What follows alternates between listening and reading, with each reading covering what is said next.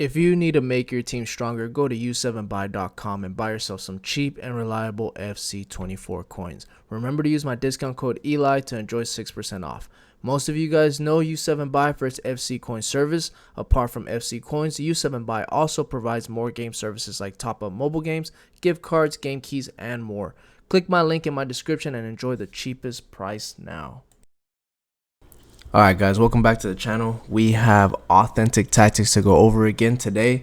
This time it hurts me. We're making Tottenham's tactics. You know, arch rivals of Arsenal, but it is what it is. We got to do it. You guys highly requested it. So we're going to go over the tactics. I am going to change it up a little bit this time. We're going to go over who plays where first. It's going to be this formation right here, the 4-2-3-4 variation, the one with the two center mids, the cam, and then the wingers. We're going to go over who goes where first. Then we're going to go into the actual tactics and instructions, just that way you can get like a little bit of a understanding of what's going on. So center backs, you know who goes where. Van der Ven and Romero on the center backs. Left back is usually Pedro Porro, which inverts as a fullback, and then on the right side is usually right side is Pedro Porro, left side is Udogi, and they usually both invert. So I try to mimic that with the instructions. You'll see in a little bit, so they can kind of go more into the midfield area. Then you have your two center mids. It's going to be on one side Odegaard and the other side Bissouma. Bissouma is more of a box-to-box center mid. And you have a CDM on the right side, or more of a number 6 instead of a number 8 on the right side. So that's how I try to replicate it. Your number 10, your cam, will be Madison. For me, that's Odegaard. So get a quick, silky player, smooth player, incisive pass, a finesse shot type of player right here. Your main man, your striker, is usually either Son or Johnson. They just kind of alternate. Normally, this was Harry Kane. They kind of alternate who goes where. So it can be Son, it can be Johnson, it could be whoever you want to put here. Left side is usually Son or Johnson. Again, vice versa. And then the right side is Kulusevski, always cutting in on that left side and doing finesse shots or crosses or whatever he needs to get done. So he's almost like another playmaker for the team as well. Let's get into the actual tactics. So to make it a little bit more quote-unquote meta, so you can use it in the higher divisions, I'm playing as is, balance 45 width and depth 65. That is how I'm playing to be able to play in the higher divisions, in the elite division, division 1, and foot champs, to replicate how Postecoglou, or however you pronounce his name, it's hard to pronounce his name, however he replicates his tactics, or how he likes to implement his tactics. He does press after possession loss with a very, very high line, like a 70, 72 depth, to get in your opponent's face, steal the ball, hit on the quick counter. That's how he likes to play. Unfortunately, you can't really play like that in the high divisions just because they'll do an over top through ball. So completely up to you. If you do want to play their authentic way, then you can play like this. Press after possession loss in a depth 72. If not, I would say play 45-65. You can still play press after possession loss if you're very good at it. I'm not. I don't really like making my center backs run out of position. I like to control my center backs. That's why I don't like to play it. But if you guys like to play the press after possession loss, then by all means. If not, just play balance 45-65. The higher depth will help you out anyways with pressing regardless. So it doesn't really matter as long as you know how to manually press. Now, this is where it switches up a little bit. Normally, for meta tactics, you're playing balanced direct passing. So usually you're playing this and this. But for this formation, you're playing slow build-up possession, but you're letting the instructions do the work for you. So with slow build-up and possession, you're going to have some players come to you and then the other ones run away from you, which is fine because you get a mixture of both. And as long as you're good at doing quick passes, quick 1-2s, you'll be able to open up your opponent's defense with those instructions.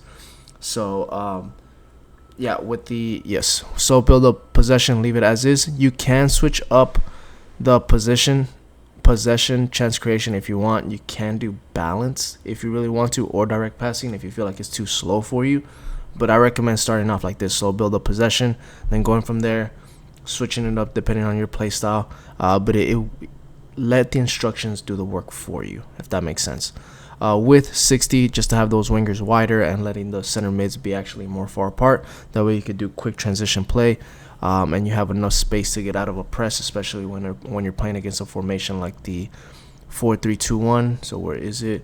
Like this formation right here, that's the most broken formation in the game, and it's hard to get out of this press. Players in the box, only 5. That's it. It allows your 2 hangers, your striker, your cam, and one of the center mids go into the box. and it won't pull too many players out of position, especially when you're playing with a high depth.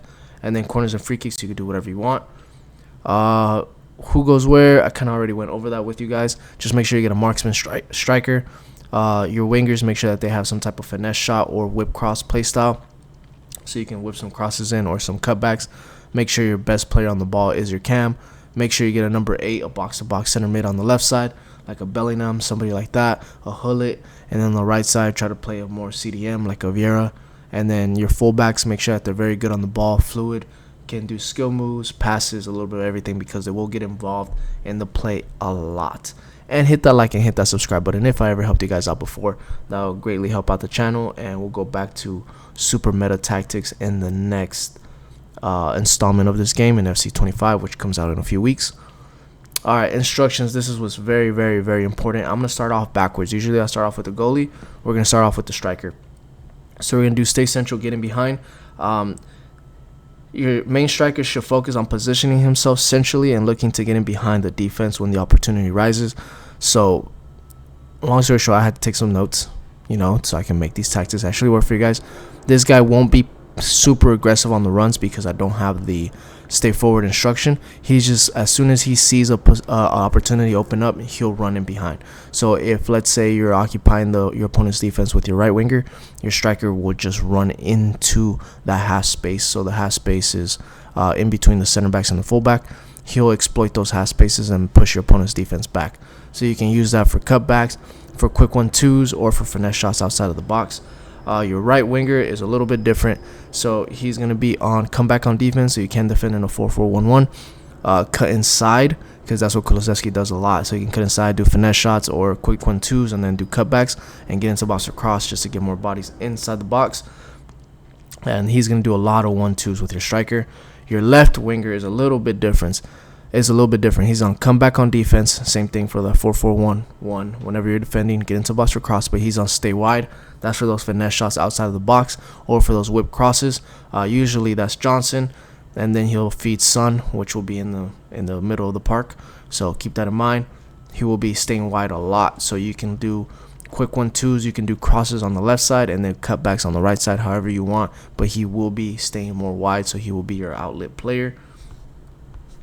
Your cam, he'll be basic support, so he won't drop too deep, so he can defend in a 4-4-1-1. He's just going to play as actual cam. Get into box or cross for that shadow striker type of mentality. So make those late last minute runs and aggressive interceptions, because you are playing a high line, high defensive line, and you should have a cam that has some type of defensive stats. With the aggressive interceptions, you get to steal the ball, hit him on a quick counter press, and then just send your striker on a quick through ball, and that's game over.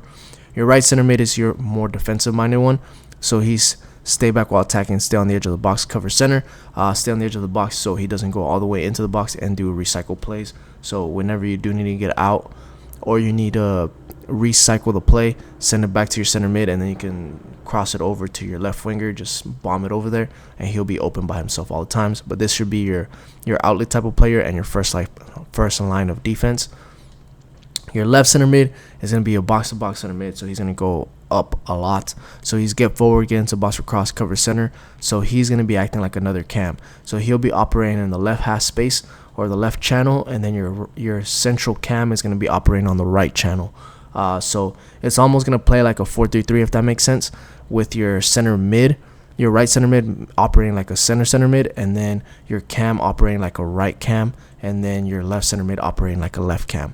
But he'll be very, very aggressive. Also, aggressive interceptions on him too, because he will be operating almost like a left cam. This is where it gets interesting. Your left back will be join the attack inverted, so they will slot into. So you see where my left center mid is at, Kai Havertz. He will slide into that half space right there, into the open center mid area, and be able to do recycle plays and then send through balls to the wingers or whatever you need to get done. So use him a lot, as much as you can, because there will be extra passing options. But with that being said, it will get a little crowded inside the middle of the box, or the middle of the pitch, if you don't know how to operate with the inverted wingbacks. So you do have to get used to playing with them as is. So if you don't like the inverted, you can go mixed attack, but I recommend trying out the inverted. It just gives you so much more midfield presence, and then you can use your wingers to actually use the wings. So use your left back and right back as more center mids, and then the wingers as wingers to exploit your opponent's defense. And then same thing on the right back, join the attack inverted. That is it. And then both center backs stay back while attacking, and then your goalie comes for cross, sweep, keep. That is it. So that was a lot. Had to say a lot. But those are the tactics for Tottenham.